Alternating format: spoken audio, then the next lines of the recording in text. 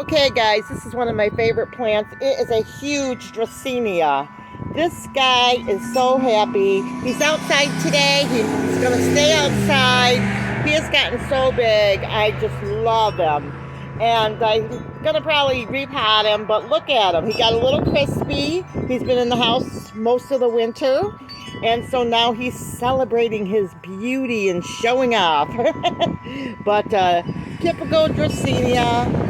There's different types. I don't know offhand the name of this one. I should have probably looked it up, but I didn't. But I just, that family, that Dracaena, and if I keep letting it go, it'll probably turn into a tree.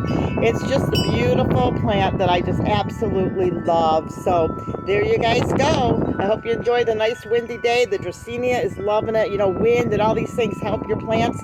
But you know, you may not know this, but wind also can really dry out your plants even faster than the sun sometimes, depending on your wind. So you really want to watch that. But as far as care, this particular guy, last year I actually had him in this spot most of the summer, and he loves it. He loves full sun. He's happy as a clam, and this is like a really hot spot in my yard. And this guy loves the heat. I water him a lot. I watch him. He did great. He was like no trouble. I put him inside in the winter. He was no trouble. He was just happy. The more sun he got, the bigger he got. The more water he got, the bigger he got. And so he's been a no fuss for me. So I've been very happy with this guy. You can see the leaves. I got him actually as a rescue, and just look at him. He's just so happy. Beautiful. This is the crispiest he's gotten, but he's in a small pot and he really needs to be repotted. But right now I'm moving a lot of plants around.